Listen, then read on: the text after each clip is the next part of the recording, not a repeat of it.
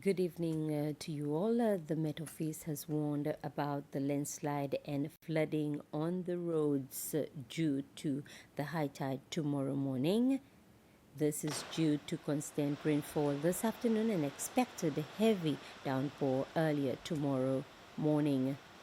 The Chief Executive Officer of the Met Office, Vincent Amélie, has called on the general public to take extra precaution. He adds that the weather will start improving as of Friday.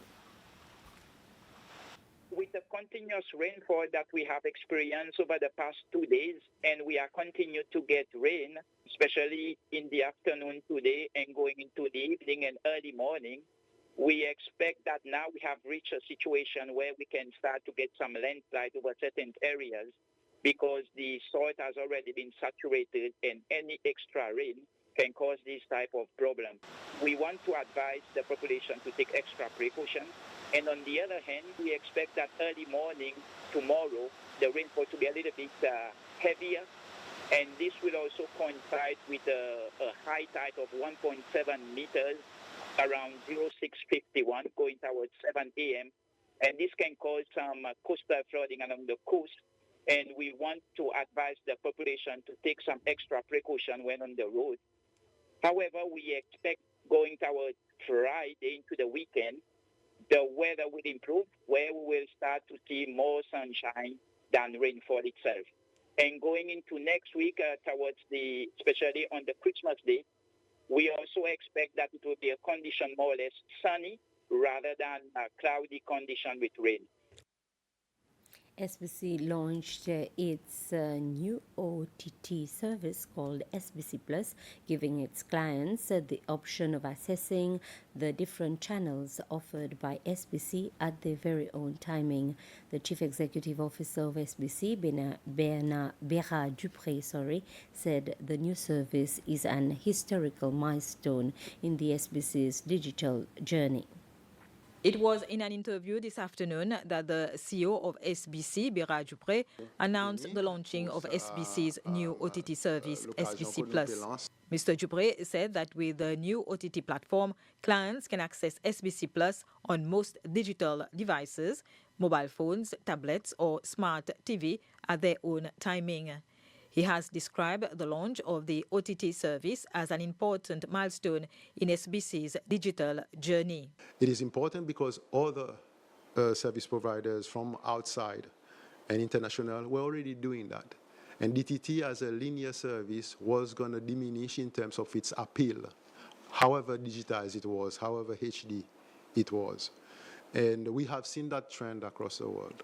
So SBC Plus provides and allows us this opportunity to be in the same space as other major, bigger broadcasters and commercial broadcasters locally to offer people content on any device, wherever they may be. SBC has been able to offer SBC Plus as a free service locally in collaboration with Cable & Wireless, Airtel, and Intelvision. The principal for multimedia, Christian Moise, said that the SBC Plus is a service with a dozen channels with a catch-up time of 5 days. On having further packages in the future, such as the standard package, but more information will be given once we have final details of announcement. You can check out the Android, both smart TV and mobile phone on your Androids, go in your Google Play Store. And for iOS, on your Apple devices, you can check an iOS store. Just search for SBC Plus. You can find more information about the whole service on sbc.sc/OTT.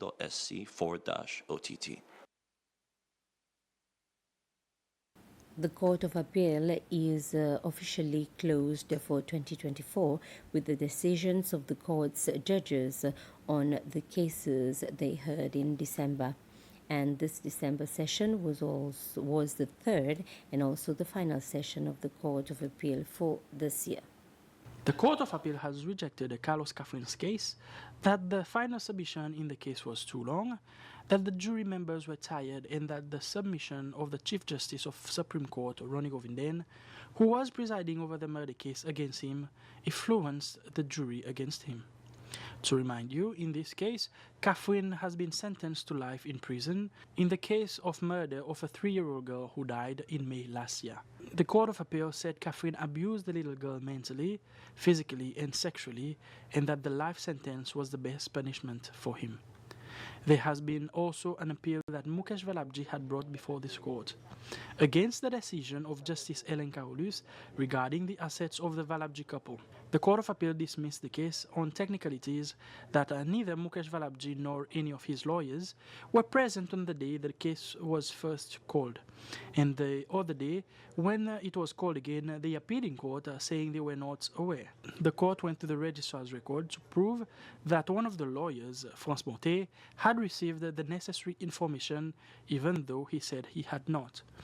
These have been the two most prominent cases that the Court of Appeals has heard during its third and final session for this year. Good morning. President Wavel Ramkalawan said the 6-star hotel project on Assumption will contribute enormously to the country's economy and will help to better protect Aldabra, a World Heritage Site, as well as the ecosystem on Assumption itself and other neighboring islands. President Ramkalawan made the statement while answering a question regarding the opposition to the project and the negative impact it could have on Aldabra and Assumption itself. The media also wanted to know his position now that well-known actor Leonardo DiCaprio has joined the petition internationally. To recall, the Actors Foundation contributed around $1 million, which is approximately 15 million Seychelles rupees, as a debt swap that has helped mainly to implement protected maritime zones.